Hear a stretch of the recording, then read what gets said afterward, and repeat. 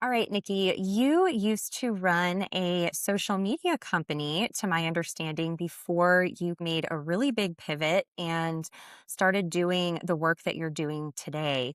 Can you kind of give us a little bit of your background story and explain how that dramatic pivot happened in your life? Of course. It was back in 2008, 9. I was coming out of college with a marketing and business management degree. And I was like, I don't know what I want to do. And my parents had a restaurant for a long time. And they were like, we need to be active on social media and engaging with customers. And we don't want to do that at all. Can you do it for us as the business? And I was like, yeah, you know what? That's interesting. Businesses need to be marketing on social media. And so I started doing that for them. And then that grew into managing social media for lots of different businesses. And 10 years later, I was managing social media platforms for global technology companies. So Wow. acting as the company on social media, and then also coming in and acting as the executives on LinkedIn and Twitter. They knew they should be active on social media, but didn't want to do it themselves. And so I would write their posts and engage.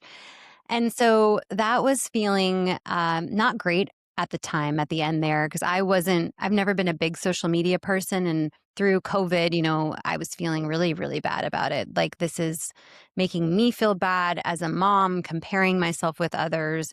And then my kids were getting a little bit older, and I was starting to think about the example that I was setting. And also, I was posting them a lot on social media, and I was starting to feel weird about that. And so 2020 Social Dilemma came out, and I learned a lot about the surveillance market and all of the bad things about these online platforms, and deleted social media at that time, and really started to have like a midlife crisis about, like, my job is managing social media. I'm not on social media, not feeling great about this. And so I did more research into it during those years, and was like, social media is actually really, really bad for young people. And in some cases, families are saying they lost their kids because of something that happened on social media. And this isn't in the mainstream news. And I feel like people deserve to know about that information before we make really important decisions about giving our kids devices or access to Snapchat. And so I felt like that wasn't being done. I could fill that space with much needed information. And so I closed my business down and started to do that and have conversations with families and experts. And it's been since late 2023 that I started that project. Wow.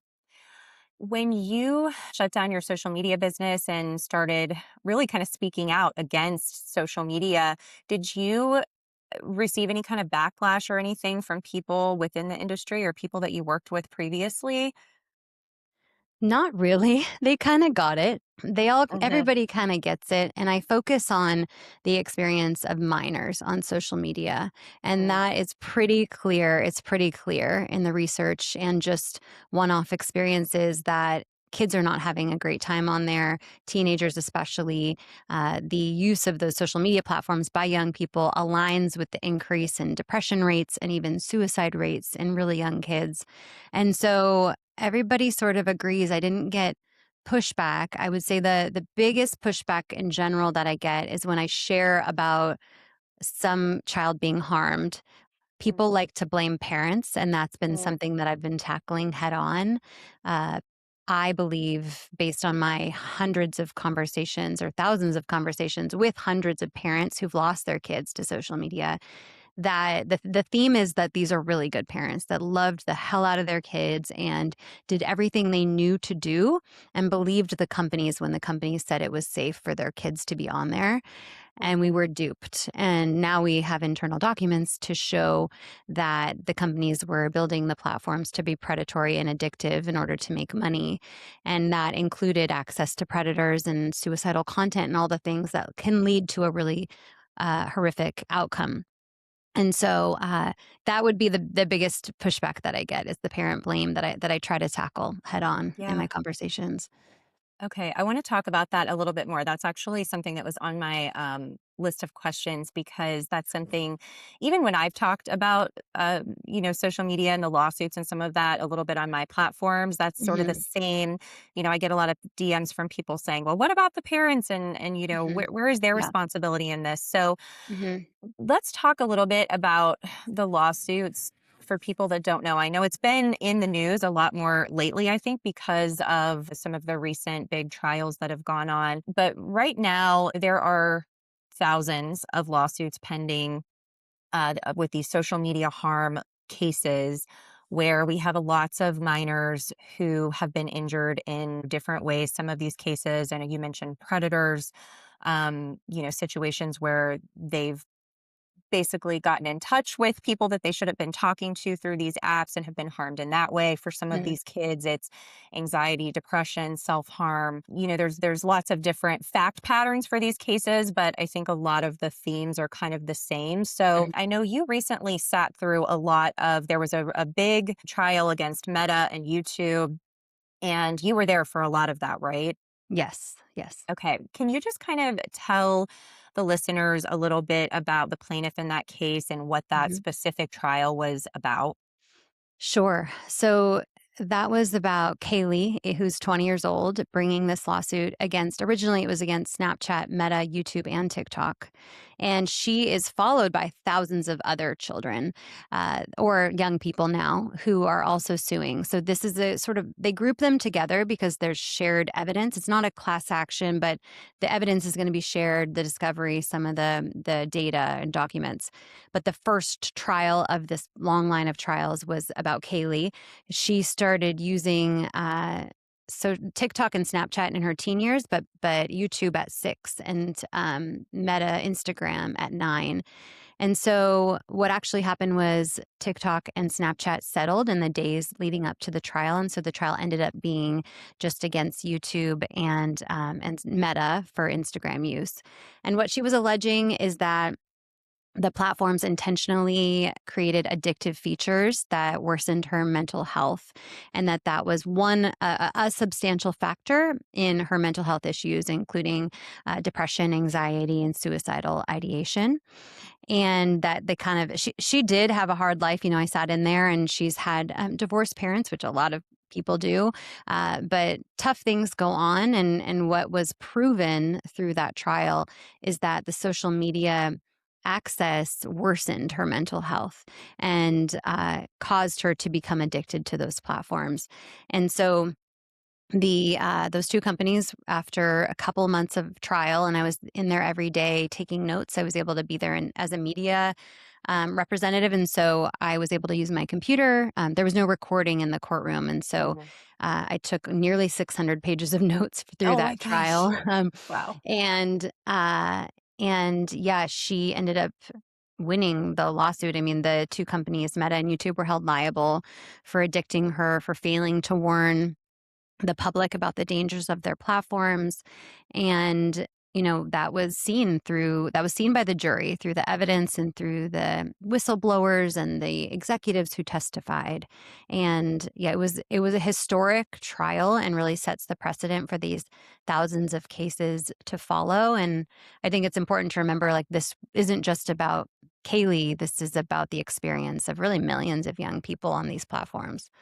Yeah. What was some of the evidence that came out during that trial? Mhm. That was there anything that kind of came out that you thought was particularly shocking or maybe something that you didn't know going into the trial? Yes, there was so much. Probably a lot of stuff. Yeah, I think that generally there was a lot of internal presentations and studies being done about how addictive their products are, and When you even say why. internal, you mean these were studies that were being done by Meta or by Google? Yes, Okay. internal studies being done by their own researchers, and those were not publicized. And so they Mm. were finding addictive use. And even in the internal documents at YouTube, there was a slide of a presentation that says, our vision is to create a platform that is addictive. They were wiring it, creating it building the technology to be addictive. And then you see in the internal documents over time, they stop using the word addictive and they call it problematic use.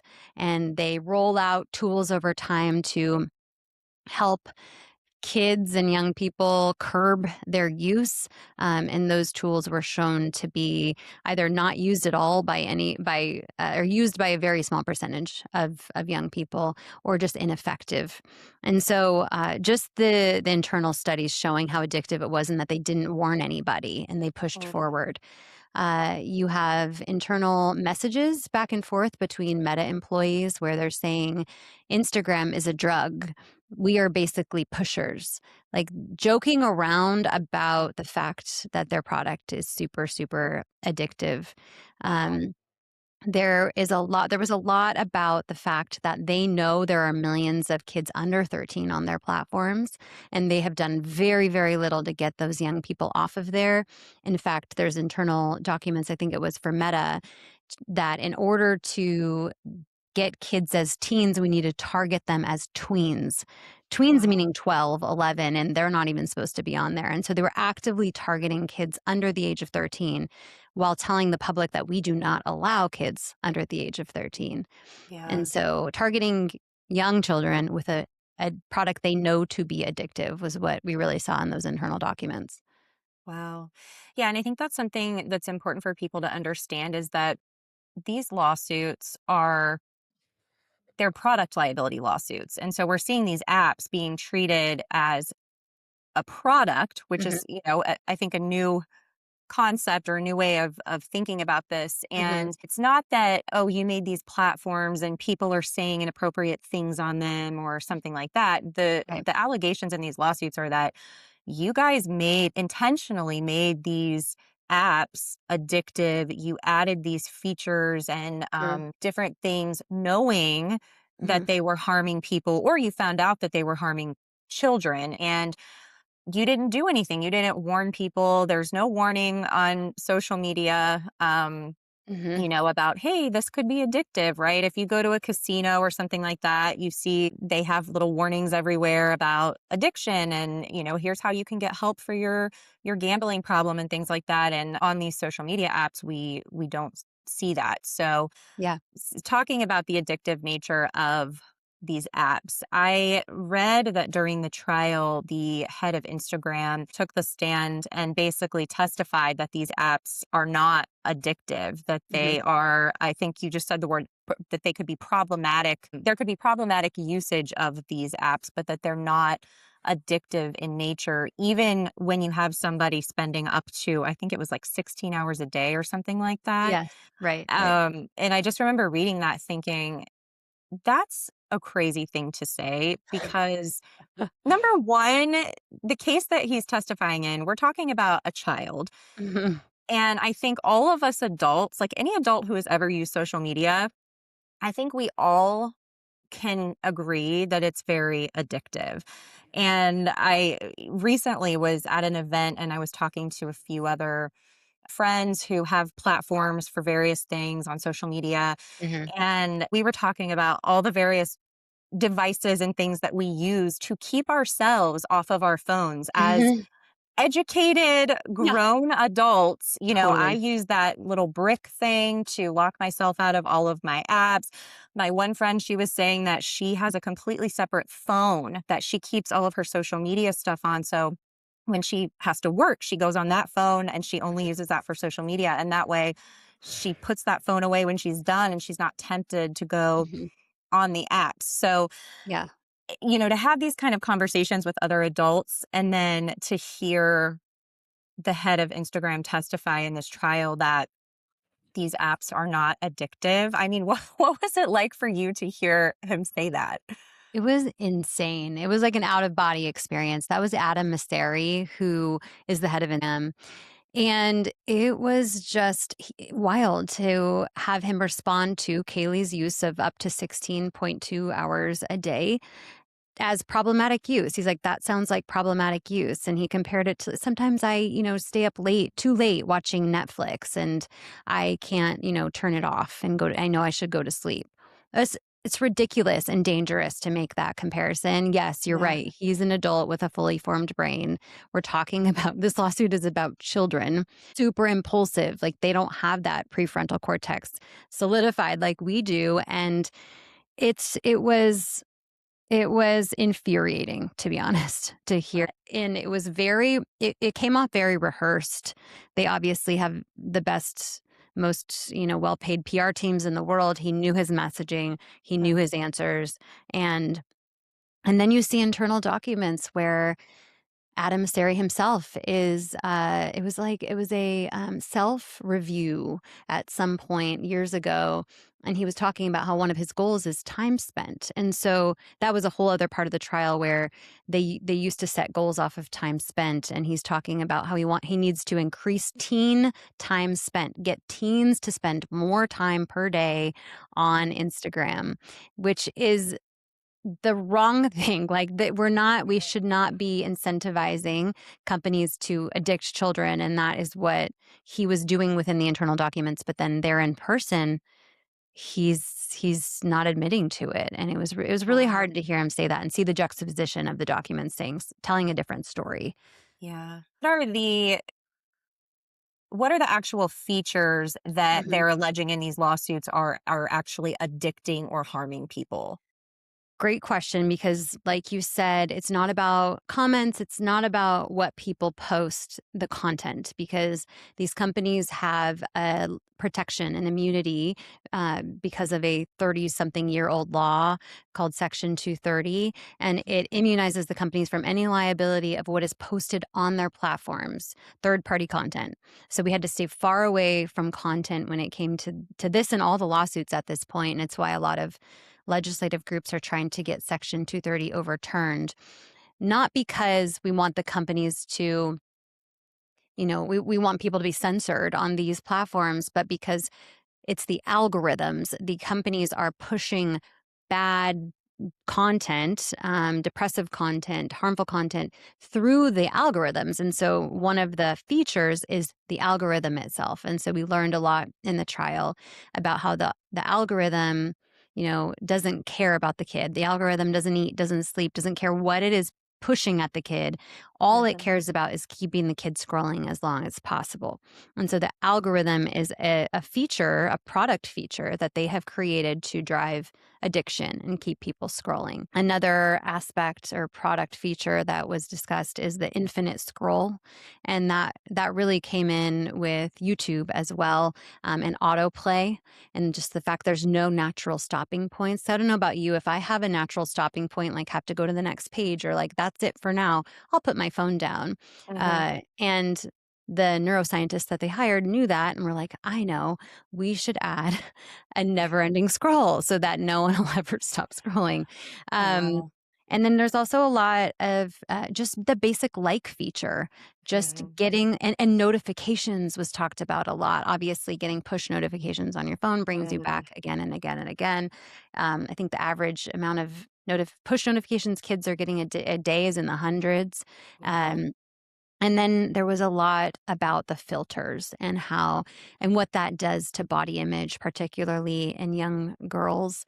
There was internal conversations shared back years ago about Meta was offering cosmetic surgery filters to allow young people to change how they look, make their nose smaller, make their eyes bigger, their lips bigger. And there was a lot of internal discussion we got to see about internal researchers raising concerns based off the research they had done about allowing young people to change the way that they look.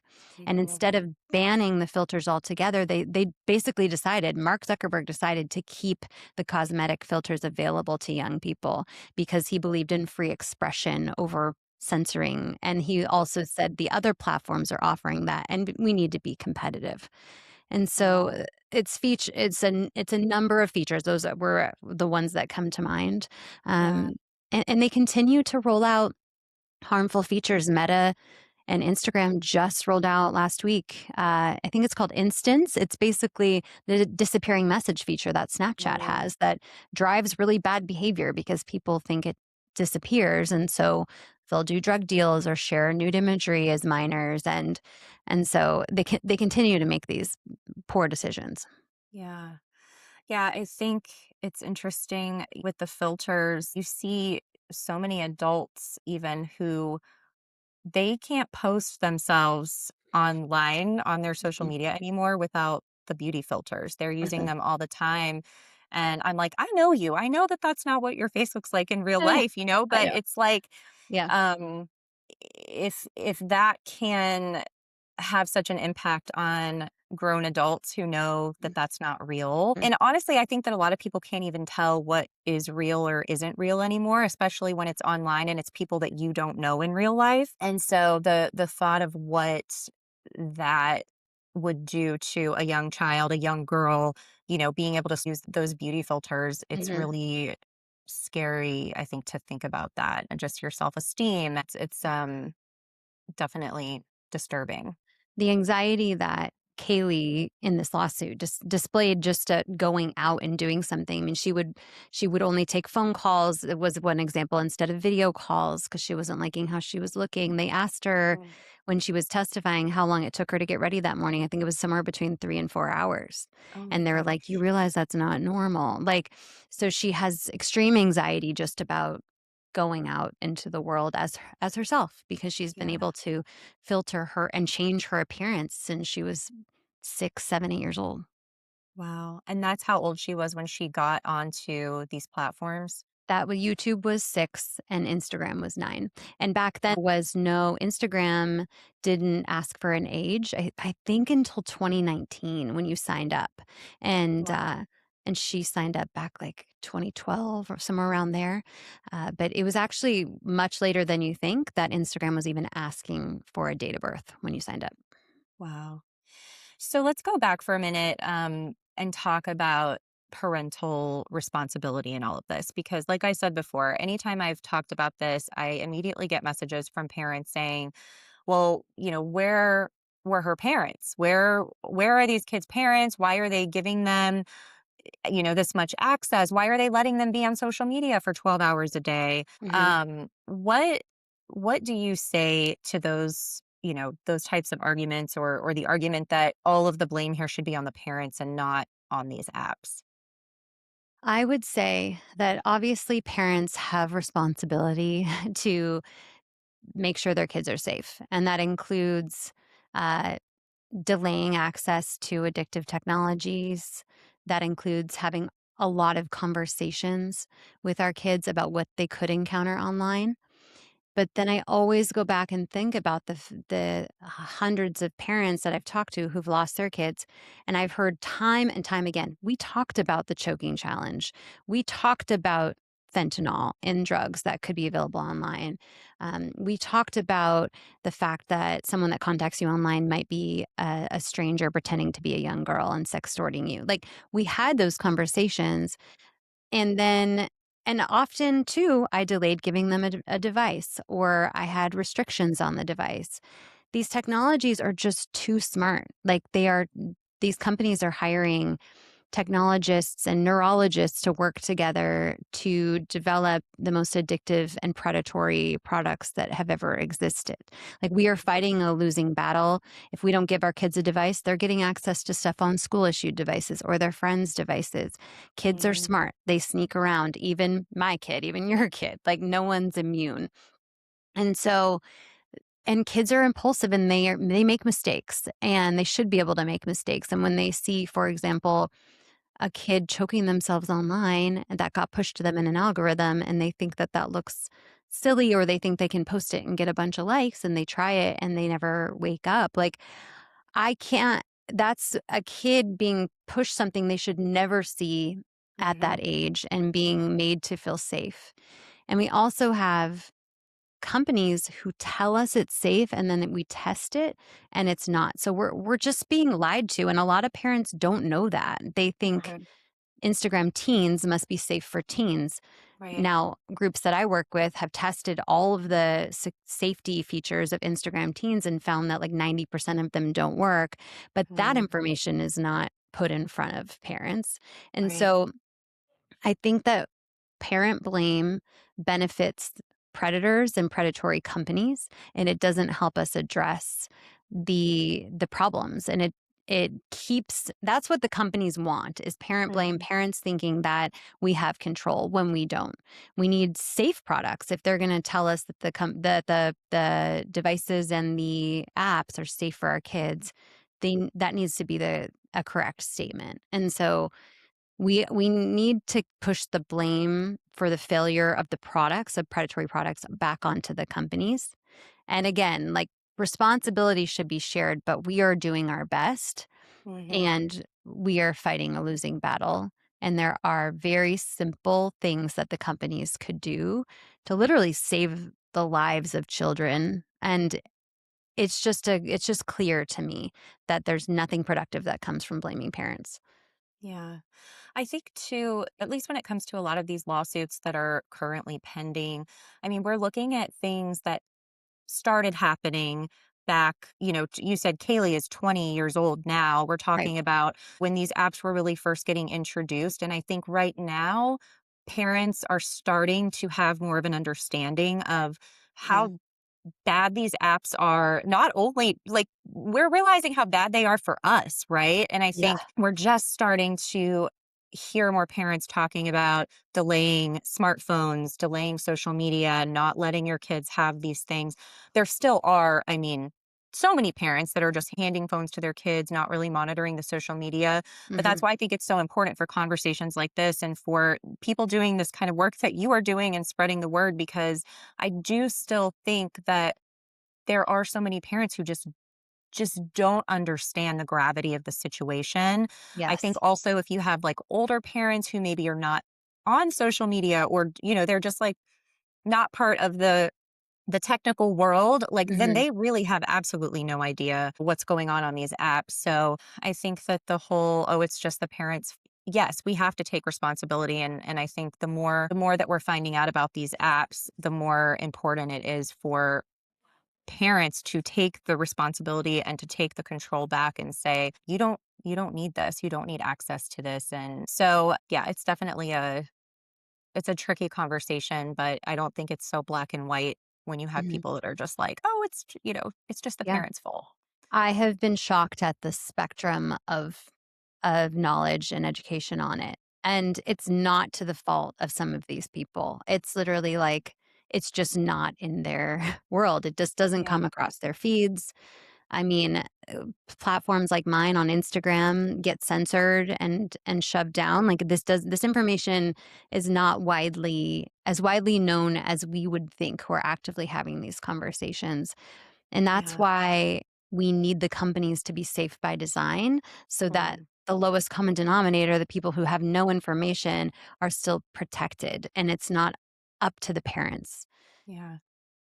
What are some things that you think the apps themselves could do to make it safer for kids? Great question. I think that, I mean, we talk about safety by design. And so when a young person downloads an app, it should be the safest possible option, which means by default, shouldn't have to turn anything on. By default, it should be safe. So that includes things like no, Snapchat, no geolocator. Instagram has it too. No map where people can just find where you are. That's not safe. Hmm. No, I mean, really, the algorithm is super addictive. And some people say no algorithm where they can just endless scroll forever with random content that gets pushed to them. That's not safe for young people. Uh, And can I just Addictive, ask, so what yeah. would be the alternative to that? Like, if they got rid of the algorithm, would it be a situation where you go in and search for specific types of content, or what would that even look like? A chronological feed from people that you know, or people Okay. that you have followed. So I think taking away the unknown of just Hmm. pushing random things into their feed is Okay. important, and giving them stopping points, getting rid of the infinite scroll. There's features like Snapchat Snap Score. Are you familiar with that? No, I So don't know what that is. yeah, so It's basically a score that you get every day that you snap with a friend in a row, cumulative days, your score goes up. And so every time you log in one day, next day, it goes up and up and up. And so kids will have snap scores in the thousands with some of their friends, which means that they've snapped every day for years with their friend. And Mm, the anxiety that that drives in these kids to get back on the app every single day. And I've heard mhm, lots of stories where a kid, one mom, Lori, who lost her daughter, Anna Lee they would go camping where they don't have service. And she would coordinate with a friend to log into her Snapchat to snap with the other friends so that she keeps her score going. oh my And gosh. so it's like this driver of dependence on the platform. It's obviously a feature that is intended to be addictive, and lots of people have pointed it out. Lots of young people have talked about how stressful that feature is for them. And instead of getting rid of it, Snapchat now, if you lose your Snap score and you don't snap your friend one day, you can pay to Oh reinstate it. my It's gosh. just ridiculous things like that. Like there Yeah, should be no features driving dependence like that.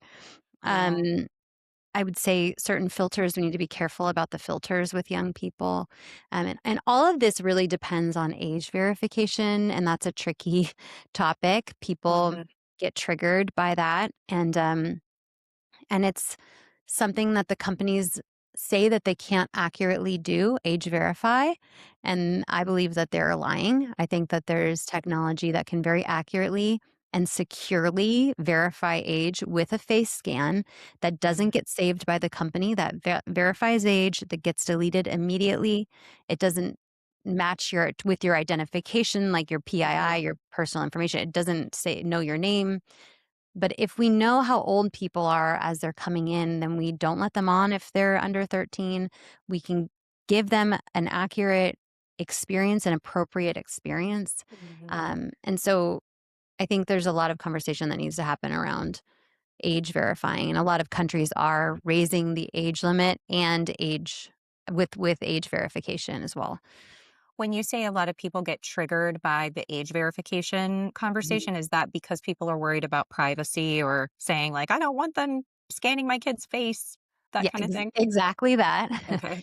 And I just find it funny because every day when we use our phone, it scans our face, right? Mhm, And also, if you look at your photo album in your iPhone or whatever phone you use, it has the people section. So it's already scanning and it can tell you it can identify your child, mhm, all the photos of your child and put it in one. So the companies, the phone companies, the social media companies are already scanning your imagery and saving mhm, that information in order to personalize your experience. We're talking about with age verification on social media and actually much more secure and controlled process. And I've looked at numerous experts' breakdown of how the age verification works and how private it is and how it does get deleted immediately after the age gets verified and that it's super accurate, the technology. And so I hope that we can get past the like, you're not scanning my kid's face because I guarantee you that mhm. same person is posting their kid on social media later that Right, day, giving that photo over to that company. Because every time we right. post our kids on social media, that company now owns that photo of your child. Mhm. You've lost control. And Yeah, so there's a bigger conversation to be had there. And I yeah. just That's a whole yeah. 'nother Mhm. podcast Yeah. episode. Yeah, yeah, yeah. I have a lot to say on that later. We can talk later. Um I want to talk quickly about the actual verdict that came down in this Mhm. trial. So Mhm. both platforms were found liable, but a total of I think it was only $6 million, right, is Mhm. what was awarded. Yeah. What did you think about the verdict? Were you hoping for, a bigger monetary amount? What Mhm. were kind of your first thoughts when that decision came out? I think that everyone was initially a little disappointed because the day before, New Mexico, the state of New Mexico had won a case against Meta and they were awarded $375 million. Mhm. Now, that was a case representative of every minor in the state of New Mexico. So that makes sense. What we're talking about here is one young person. Mhm. And and remembering that there are 3,000, 4,000, I mean, every week there's more young Mhm. people joining this consolidated lawsuit. So there will be thousands of settlements or trials to be had. And so when you times 6 million times 5,000, like that becomes a much different number. So there's that to remember. But I also recently interviewed the main trial attorney, Mark Lanier, from this trial. And he said that he didn't want an amount that was so exorbitant because he knew that this case was going to get appealed. And YouTube have said that they will appeal. And I guess I'm not a lawyer, but I guess if the number is really high, then they could make an argument that it was a runaway jury or they're just mad and wanted to punish them and it wasn't a reasonable amount. And so I'm really content with that amount, to be honest. I was okay with it. Yeah. Yeah, I think that, I actually used to work in jury consulting before I went to law Oh, school, so cool. I got to watch lots of juries deliberate, Nice. and that was just a fascinating thing to be able to see that, especially after becoming a lawyer, because you don't ever get, you put on your case and then you have no idea what they're talking about in the jury Hmm. room. And so that was something that made me realize, you have absolutely no idea what is going to stick with jurors. What are they going to hold on to? What are they going to be mad about? What are they not going to like? Maybe they didn't like your suit or the way you looked, or, you have Right. no idea what they're Mm. going to go in that room and talk about. And so I think that sometimes with these cases, you just have no idea. They might come out and say, we're going to award $1 billion, or they might come out and, Yeah. give some really, you know, small amount. But yeah, I think the same that, it was the fact that they found these platforms liable. I think that Mhm. that was the biggest thing is, there's all these other cases coming up behind it, and that case Mm. is really setting the precedent for all of these other plaintiffs that are coming behind. And also you're dealing, like I said earlier, there's a wide range of facts in all of these cases, right? There's some cases where kids have ended their lives over the depression and anxiety and everything that they've suffered, Yeah. or injury cases like these challenges and stuff like that where, Mhm. kids end up getting severely harmed. So there's just a wide range of facts when it comes to these cases. So you have to consider that the jurors are going to sort of evaluate that differently in every single case. So it'll be Mhm. really interesting to see what happens with these next cases if they make it to trial, if they don't end up settling beforehand. There was another case that just settled Mm. earlier this week or last week. Yeah, so that is the cases brought by school districts, by thousands of school districts against the same four companies, TikTok, Meta, YouTube, and Snap. Mhm. And the first school district case is brought by a rural Kentucky school district called Breathitt County Schools, and that is starting June 15th. And three of the four companies just settled. And Mm. so as of this moment, it will still move forward on that date against Meta. What are the allegations from the schools? That's a great question. So basically, that the schools are having to use their limited resources to battle the mental health crisis that Mm. these platforms have caused. And so, Wow. increased mental health support. I mean, kids are just generally not focused, they're distracted, they're addicted, they're depressed, all of the things that we deal with at home with this Mhm. generation of teens and young people just on the school. And so, they can't do their job when they're battling all of this. Wow. Mhm. Wow. That's crazy. Yeah, and then Absolutely crazy. the third group of, people or entities suing are attorneys general. So there's also dozens of states who are suing the same companies, and so we're Mhm. sort of trifecta, like, hitting them from all sides, Yeah.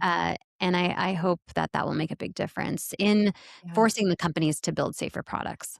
What is your advice for a parent who has maybe already given their child a smartphone, already given their child access to social media? They know that it's a problem, but they just feel like they don't know what to do now. Yeah, and I've asked this of a lot of experts who've been on my podcast, and they always say you can take a step back, whether that be a mini step back of like putting more rules around it, cutting down time on there, pulling some apps off of it, switching to a safer phone, like maybe they have an iPhone and you're going to switch to a Bark phone. Or honestly, if you're, it depends on the age of the child. And, Mhm. yeah, an older teen is going to be hard to do this with. But if they're younger and you can pull that phone all together and switch back to like a watch instead to keep them connected if that's what you're looking for, but not give them access to all of the addictive or predatory platforms. Mhm. That is a step you can take. And I'm always told by like psychologists that it's going to be hard for sure, but their brains have this like neuroplasticity, like they will be able to recover and rebuild the ability to be focused and not, because I mean really what you're going to end up seeing in young people using those products is some addictive behaviors, and some dependence on those platforms. So it's going to take time to sort of wean them off of that, but you will not regret it. No one ever regrets going back, taking steps back, or just delaying access in general. And a lot of young people I've talked to in their 20s are like, I wish I would have gotten it later. I wish my parents would have taken it away from me. I would never have said that to them at the time, but I wish they would have known better and taken it away because it just made me feel bad all the time. So just know that you can make changes even if they're small, and then I feel like small changes can grow into larger changes over time. Yeah. Okay. Just to kind of close this out, I like to end these episodes with a little closing statement from you. Like, this is a trial, and you are speaking to parents out there who maybe they're thinking about giving their kid a phone or giving Mm. them access to social media. What do you want them to know? What is your closing statement? Let's hear it. Okay. Okay, let me think for a second. Um this is fun. Hold on, I'm trying to think what direction I'm gonna go with this. I did not give her a heads up No, beforehand no, that I no, was no. going to ask Yeah, this. no, it's okay. I can do it. Um, I would say that I have learned a lot about what social media can do to young people, and it's not good. And so please, please, please delay access to social media fully out of childhood if you are able to. It is hard to go it alone, so get with other families and make that pact together to push it as long as possible. And that's going to include pushing out access to adult phones like iPhones. We really have to choose a child safe device these days, which we have Bark, Gab, lots of companies to choose from. And so your child will be healthier, mind and body. You will be happier. Your family and your household will be more pleasant and calm and productive if you delay these things as long as possible. And that is just based off of my experience hearing the worst of the worst, which hopefully will never happen to you if you do give access, but it's just not worth the risk. All right. Thank you. Thanks. That was good. I know what my verdict is gonna be. So, Okay. where can people find more information about you? I know you're on you're on Insta. It's so Yep. tough because it's like, you have all Mhm, these great advocates for all these different things, and it's like we use social media, mhm. for spreading the word about things, but then it's like, oh gosh, we all have I to be on know. social media. But I where can since people my find you? audience yeah, since my audience are parents, I feel okay about being like, "Okay, you're probably on Instagram, you can Right. follow me there." But I would really encourage people to listen to the longer form podcast episodes. That's where you really get the good stuff and the Okay. longer, lessons and the things that last, and so that would be scrolling to death.com with a number 2. And then I also have another organization for parents who are worried about the overuse of school technology, and that's techsafelearning.org. And we have a lot of research there and templates for parents who want to start conversations with their schools about tech safety. Awesome. Thank you so much for being here. This was very informative, and I think it's going to help a lot of parents. Thank you so much for having me.